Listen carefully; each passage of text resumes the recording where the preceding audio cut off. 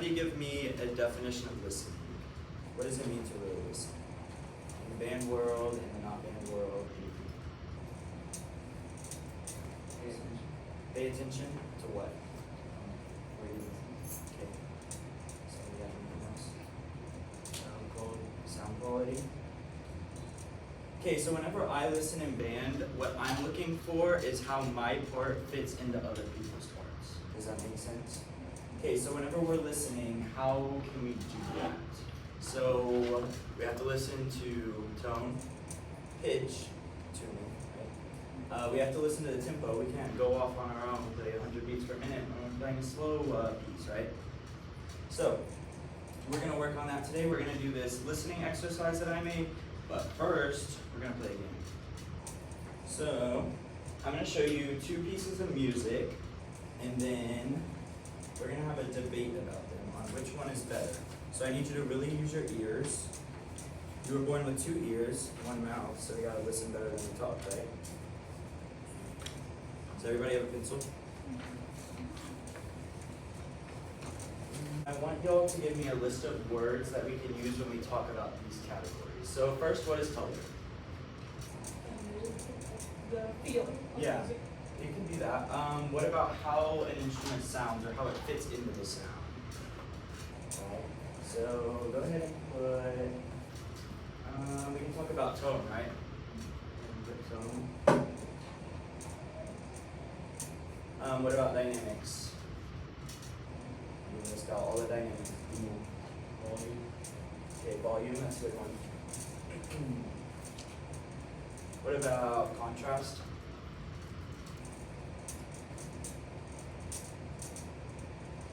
Okay, this one you start. So we said like this one's like really relaxing, just peaceful. It was more peaceful than the first one because the first one's Give me something about dynamics. What were they? They were like it was very like controlled.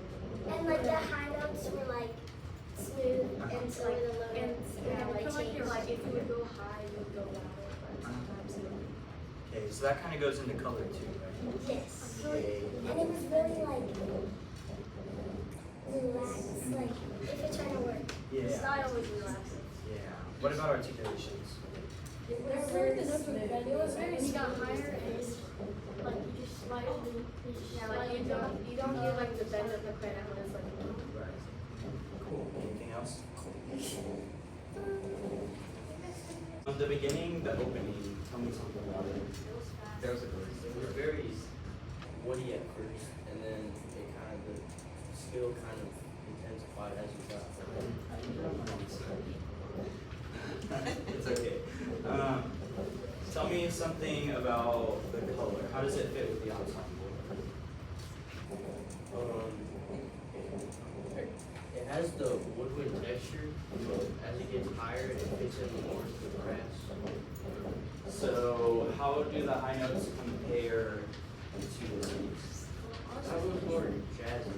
This Yeah. one is more clarinet. Yeah. This side. Tell me something you heard about listening. We just listened to those 2 clarinet pieces. Did you have to use your ears a little bit more to describe what's going on than you usually? Right, so whenever we look at a piece of music, we have to dissect the whole thing, right? Right now y'all are playing Curtain Call, I think, right? Yes. That's a little bit more of a jazzy piece. So articulations are going to be a little bit more prominent and important than a piece that is slow and lyrical, because most of them are going to be slow, right? In jazz, we have a lot of house pop accents, we have a lot of sideways accents, forte pianos, things like that. So, whenever we listen, we can't only listen to ourselves, we have to listen to what's going on behind us, right? And most typically, other instruments are behind us. So whenever you go back into playing in your band class, I want you to really listen to how the other instruments are playing and match their style. Style, dynamics, anything like that. Because clarinets have to fit into the ensemble, right? Those were solos. Right? 5, 6, 5, 6, ready, go.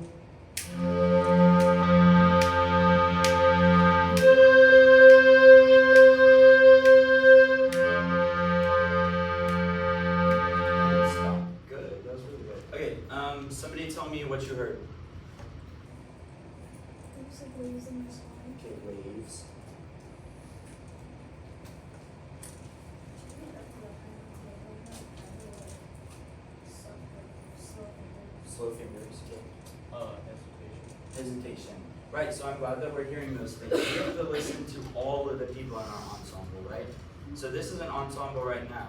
In the springtime, we're gonna do a clarinet choir for solo and ensemble at the high school. And there are 14 clarinets playing. So we're really gonna have to listen to tone quality. What do we think about the first note?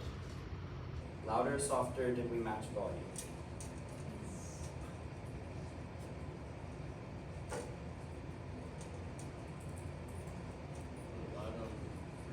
Okay, louder on the first note, so then we were softer on the second note. Okay, right. So whenever clarinet players, we're always told to kind of be quiet on your high notes, be quiet on your high notes, right? But I want you to extend those dynamics a little bit more. Really fill up that top note. Don't be scared of it. It's not gonna bite you. It is hard, but it's not gonna bite you. Okay, let's do that one more time, and I want you to keep those things in mind. Louder on the low note, louder on the high note. I want you to keep the same air. And what do we have to do? Listen. Listen. Listening for. Balance, right. So we need how much on the bottom and how much on the top? Right. So even if this is split incorrectly, the bottom still has to make up for the top, right? Okay. So we're gonna try this. 4 count. 5, 6, 5, 6. Ready, go. Okay, good. What do we think about the balance? What do we think about the bottom part? Good. I would take a little bit more of the bottom part. And then this D sharp, there's a lot on that part. Let's try it again, and I want you to use your ear holes. 5, 6, 5, 6, ready, go.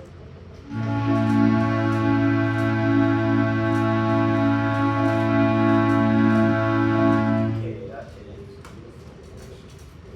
I would say that overall we need a bigger clarinet sound. So we can play this 40-60 at one volume, right? But we should also be able to crescendo still at the 40-60, right?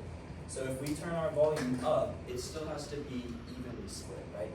So I want you to play that quiet, and then I want you to play loud. 5, 6, first chord. 5, 6, super quiet, go. Good. So, okay, now we're gonna play it again, and I want you to play. Whenever we talk about chords, we want these to be split 40, 60, right? Okay, I need 3 volunteers. 1, 2, 3. Okay, y'all can say so. I want you to play a middle staff concert F, and I want you two to play low G. 5, 6, ready, go. Okay,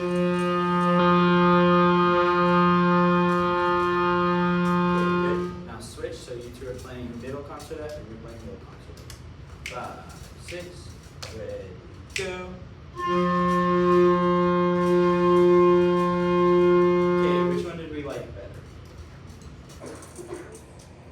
Yeah, I like the first one a lot better too, right? Because we had 2 people that make up the 60, and then the top part is 40, right? Okay, so whenever we do these chords, I want to hear 60 on the bottom, 40 on the top. So I'm going to split you guys up. Before we go back into full band, right, we have to listen for all the parts. A lot of the time, we're playing the same notes as the flutes or the trumpets, but they all have to be balanced, right? Okay, so we have to hear 1, all the parts, 2, the start, and then 3, the tuning, right? Those are the big things that I want you to listen for. Okay, go to the next.